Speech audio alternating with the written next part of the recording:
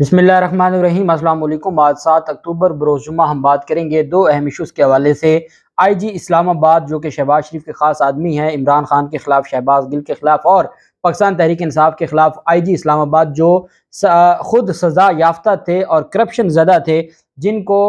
خاص جو کہ آئین اور قانون میں کہیں نہیں لکھے گئے، وہ خاص اپنی طاقت اور اختیارات استعمال کرتے ہوئے شہباز شریف نے ان کو بحال کیا تھا اور آئی جی اسلام آباد بنا دیا تھا۔ بالآخر ان کی باری آ گئی ہے اور کرپشن کے کیسز ان کے خلاف کھل گئے ہیں، اور پنجاب حکومت کو میں اس کے اوپر شاباش دوں گا کہ پنجاب حکومت نے آئین اور قانون کے مطابق کارروائی کی ہے۔ اینٹی کرپشن پنجاب نے بڑی اہم تفصیلات ہیں جو میں آپ کے ساتھ شیئر کروں گا۔ ساتھ ہم بات کریں گے کہ جو مونا سلائی کے حوالے سے لاہور ہائی کورٹ کا بڑا اہم فیصلہ سامنے آیا ہے۔ یہ لاہور ہائی کورٹ کا وہ فیصلہ ہے جس کے اوپر عطا تارڑ نے جسٹس اسد جاوید گھرال صاحب کے خلاف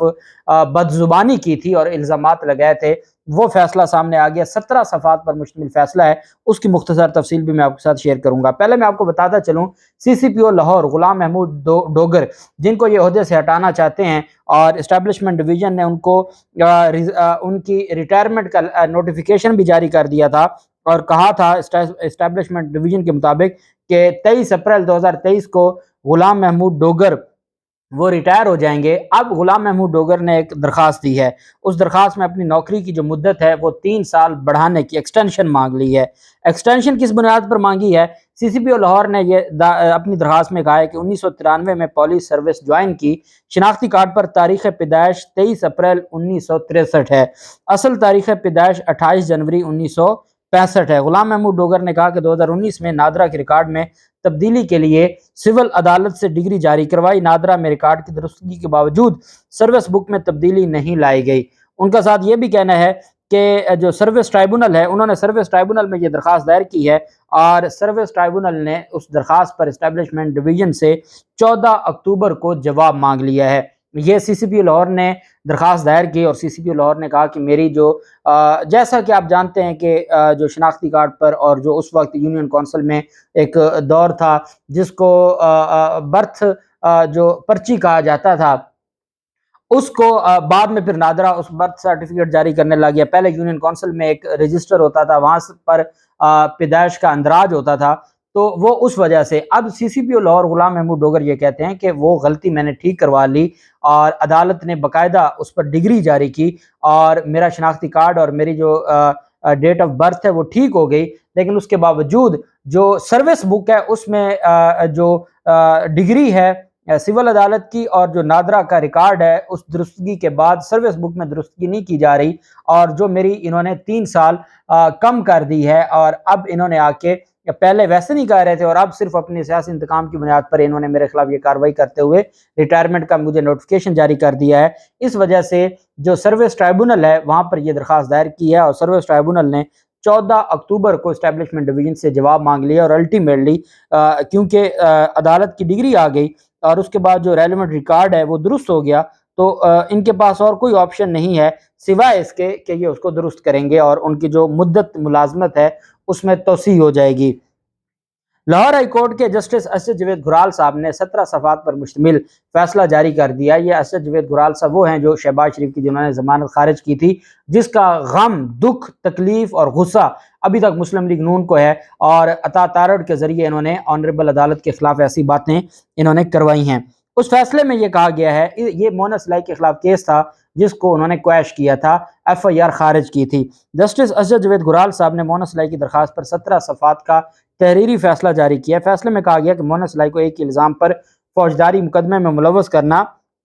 ایف آئی اے کی بدنیتی ہے۔ این او سی کے الزام پر مقدمے میں ملوث کر کے ایف آئی اے نے اختیارات کا ناجائز استعمال کیا۔ ایف آئی اے کے اختیار کے ناجائز استعمال کے باعث ہائی کورٹ نے مداخلت کی۔ تفصیلی فیصلے میں کہا کہ مقدمے میں منی لانڈرنگ کا الزام لگایا گیا جس کا اطلاق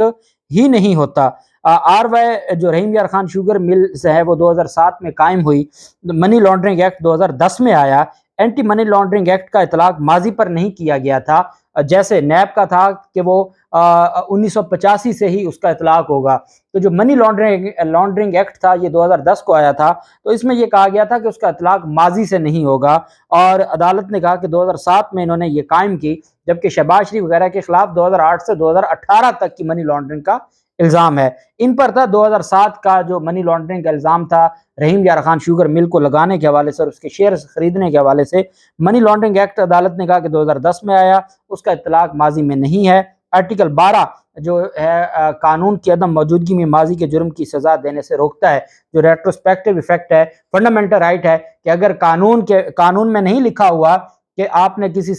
کسی بھی قانون کو پیچھے سے اپلائی کرنا ہے تو پھر وہ اسی دن سے اپلائی ہوگا جس دن وہ قانون بنا ہے، اور جو آرٹیکل 12 ہے وہ پروٹیکشن دیتا ہے ریٹروسپیکٹو جو پنشمنٹ یا ایفیکٹ سے۔ فیصلے میں کہا گیا کہ ایف آئی اے نے ملزمان کو وقوع سے جوڑنے میں ایف آئی اے بری طرح ناکام ہوئی، وفاقی حکومت کے وکیل کسی بھی جرم کی نشاندہی کرنے میں ناکام رہے، مونس الہی کے خلاف مقدمے میں اینٹی منی لانڈرنگ ایکٹ 2010 کی دفعات کا اطلاق نہیں ہوتا۔ تفصیلی فیصلے میں کہا کہ کم تنخواہ دار ملازمین نے تمام شیئرز 7 رکنی عوان فیملی کو فروخت کیے۔ مونس الہی نے کراس چیک کے ذریعے تمام شیئرز خریدے۔ ٹرائل کورٹ میں چلان پیش کیے جانے کی دلیل سے عدالت اتفاق نہیں کرتی۔ Supreme court Asif Zardari case میں مقدمہ خارج کرنے کا اصول طے کر چکی ہے۔ فیصلے میں کہا گیا کہ ایف آئی اے نے نیب کے الزامات سے ہٹ کر کوئی انکوائری نہیں کی۔ اب اہم بات یہ ہے کہ یہ بات کی گئی تھی کہ جب چلان جمع ہونے کے بعد کیسے کویش کیا جا سکتا ہے۔ میں نے آپ کو بتایا تھا کہ ایک تو جس دن درخواست دائر ہوئی تھی اس وقت تک چلان جمع نہیں ہوا تھا۔ کویشمنٹ کا یہ قانون ہے، جب آپ ہائی کورٹ میں ڈائریکٹ ایف آئی آر خارج کروانے جاتے ہیں تو اس کے لیے ضروری ہے چلان جمع نہ ہوا ہو۔ چلان جمع ہونے کے بعد پھر آپ ٹرائل کورٹ میں 265K کی، اگر مجسٹریٹ ہے تو 249A کی درخواست دے سکتے ہیں بریت کی، لیکن چلان جمع ہونے سے پہلے آپ کے پاس ہائی کورٹ میں 561A CRPC کے تحت آپ کویشمنٹ کی پٹیشن فائل کر سکتے ہیں۔ تو عدالت اور یہ عطا تارڑ نے الزام لگایا تھا کہ چلان جمع ہو گیا تھا، چلان جمع ہوا during the pendency of this writ petition, اس وجہ سے اس کا اطلاق نہیں ہوتا تھا، اور اگر ہوتا بھی تھا تو عدالت نے لکھا ہے کہ آصف زرداری کے مقدمے میں جو اخراج مقدمہ کے حوالے سے سپریم کورٹ آف پاکستان نے جو پرنسپل ہے وہ طے کر دیا، اس وجہ سے چلان جمع ہونے سے فرق نہیں پڑتا۔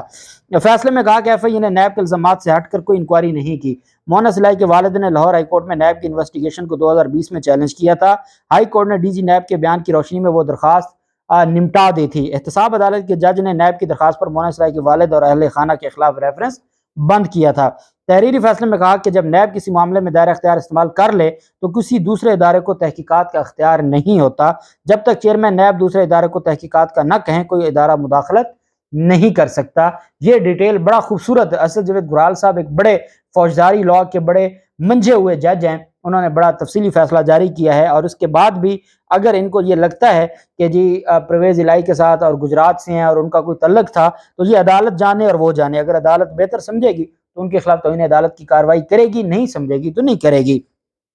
دوسری طرف آئی جی اسلام آباد کا جب نام آتا ہے آپ کو یاد ہوگا، میں نے وہ نوٹیفیکیشن بھی آپ کے ساتھ شیئر کیا تھا، وہ جس آرڈر کے تحت ان کو سزا دی گئی تھی اور عہدے سے برخاست کیا گیا تھا اور اس کے خلاف جو کرپشن چارجز تھے وہ ثابت ہو گئے تھے، اس کے بعد جب شہباز شریف آتے ہیں تو وہ اپنے وہ اختیارات استعمال کرتے ہیں جو نہ آئین میں لکھے ہوئے ہیں نہ کہیں قانون میں لکھے ہوئے ہیں۔ چونکہ شہباز شریف ہیں اس وجہ سے کوئی عدالت ایکشن نہیں لے گی، اور ایک ہائی کورٹ میں درخواست میرے خیال میں دائر ہوئی تھی اور وہ آج تک اس پر سماعت نہ ہوئی۔ اب یہ آئی جی اسلام آباد بن کے انہوں نے شہباز گل کے ساتھ جو کچھ کیا، عمران خان کے حوالے سے جو کچھ کیا اور ابھی بھی کرتے جا رہے ہیں، اور اسلام آباد میں پاکستان تحریک انصاف کے لیے اور پاکستان تحریک انصاف کے کارکنان کے لیے انہوں نے جتنی مشکلات پیدا کی ہیں، اور ایک کرپشن زدہ افسر جب اس طرح کے معاملات، اور پھر آپ نے اسلام آباد پولیس کے حالات دیکھ لیے ہیں کہ اسلام آباد پولیس بھی نون لیگ کی بی ٹیم بن گئی ہے، اور وہ صرف ٹویٹر پر بیٹھ کر جو جواب دے رہے ہیں کہ نہیں ایسا بھی نہیں ہے، ایسا بھی نہیں ہے، ایسا بھی نہیں ہے، عملی طور پر کوئی کام نہیں کیا جا رہا۔ مالی بے ضابطگی کے الزامات تھے، کرپشن کے الزامات تھے، اینٹی کرپشن پنجاب نے آئی جی اسلام آباد کے خلاف انکوائری شروع کرتے ہوئے ان کو طلب کر لیا ہے۔ محکمہ اینٹی کرپشن پنجاب کا یہ کہنا ہے کہ ان کے خلاف جو پہلے سے انکوائری تھی سیف سٹی اتھارٹی میں کرپشن کا کیس تھا، اور یہ پہلے سے اس کے خلاف انکوائری چل رہی تھی، اور اس میں ایک انکوائری میں اس کو سزا ہو گئی تھی، دوسری انکوائری میں یہ محکمانہ سزا تھی، اور دوسری انکوائری جو سیف سٹی سے متعلق تھی وہ پینڈنگ تھی۔ اب اس سیف سٹی اتھارٹی لاہور میں جو بڑے پیمانے پر انہوں نے کرپشن کی تھی، یہ اس کا چارج تھا۔ اینٹی کرپشن پنجاب نے ان کو اس کیس میں جو اکبر ناصر خان وہ بحیثیت chief operating officer Punjab safe city authority Lahore کام کر چکے ہیں، اور اس میں بڑے پیمانے پر خرد برد اور کرپشن کا الزام تھا، مالی بے ضابطگیوں کا الزام تھا، جس بنیاد پر اینٹی کرپشن پنجاب نے ان کو طلب کیا ہے۔ نوٹیفیکیشن جو جاری کیا گیا ہے آئی جی اسلام آباد کو، آئی جی اسلام آباد کی 11 اکتوبر کو director vigilance headquarters Lahore کے آفس میں طلبی ہے اکبر ناصر خان پر۔ اس کے علاوہ بھی مختلف منصوبوں میں کرپشن کے الزامات ہیں اور اس پر بھی اینٹی کرپشن پنجاب انکوائری کر رہا ہے، اور اب ان کو 11 اکتوبر کو طلب کر لیا ہے۔ دیکھیں ایک بات آپ یاد رکھیں، جب آپ غیر قانونی کام کرتے ہیں اور آپ کا جو پریویس کنڈکٹ بھی ایسا ہو کہ آپ کے کرتوت بھی ٹھیک نہ ہوں، تو پھر ایک بات آپ یاد رکھیں کہ آپ کو معافی نہیں ملے گی اور کہیں نہ کہیں سے آپ کی پکڑ ہو جائے گی۔ اینٹی کرپشن پنجاب نے عمران خان کے پچھلا جو دور حکومت تھا 3.5 سال کا، اس میں بھی بڑا خوبصورت کام کیا تھا، اور جتنے کام تھے کیسز تھے وہ انہوں نے کیے تھے، باقی نیب اور باقی تو سارا دکھاوا تھا۔ اسی طریقے سے جو اب اینٹی کرپشن پنجاب ہے وہ کاروائیاں کر رہا ہے، اور غیر قانونی جو سرکاری زمینوں پر غیر قانونی قبضے، بڑی تعداد میں غیر قانونی قبضے پورے پنجاب میں شریف مافیا سے چھڑوائے ہیں جو اس وقت پنجاب حکومت کے پاس ہیں۔ تو محکمہ اینٹی کرپشن پنجاب کی طرف سے اتنی بہادری دکھانا کہ ایک آئی جی کو طلب کر لینا، یہ بہت اچھی بات ہے، قانون کی حکمرانی ہے، اور پنجاب حکومت کی طرف سے جو یہ سٹانس لیا گیا ہے یا پنجاب حکومت کی طرف سے جو سٹینڈ لیا گیا ہے یہ واقعی قابل تحسین ہے۔ اب 11 اکتوبر کو اگر وہ انکوائری میں، اور ایک بات میں آپ کو اور بتا دوں، یہ اینٹی کرپشن کی انکوائری ہے، یہ محکمانہ انکوائری نہیں ہے۔ محکمہ اینٹی کرپشن باقاعدہ ایف آئی آر درج کرتا ہے، اس میں گرفتاریاں ہوتی ہیں۔ محکمہ اینٹی کرپشن کی انکوائری میں یہ پیش ہوں گے، اور اگر ان کے خلاف جو انکوائری ہے یہ پیش نہیں ہوتے تو وارنٹ گرفتاری جاری ہو جائیں گے، اور اگر پیش ہوں گے تو تفتیش مکمل ہو جاتی ہے اور یہ گنہگار ہو جاتے ہیں تو پھر بھی یہ گرفتار ہو جائیں گے، اور ان کے خلاف یہ جو انکوائری ہے یہ آگے چلے گی۔ اور یہ معاملہ، یہ تو ویسے بھی جیسے وہ امپورٹڈ حکومت ہمارے سر پر مسلط ہوئی، اسی طرح آئی جی اسلام آباد بھی مسلط ہوا ہے، اور ان کے دن ویسے تھوڑے ہیں، لیکن یہ اینٹی کرپشن کی طرف سے جو کارروائی ہے یہ آگے بڑھے گی۔ اللہ پاک پاکستان کا حامی و ناصر ہو۔ بہت شکریہ۔ اللہ حافظ۔ پاکستان زندہ باد۔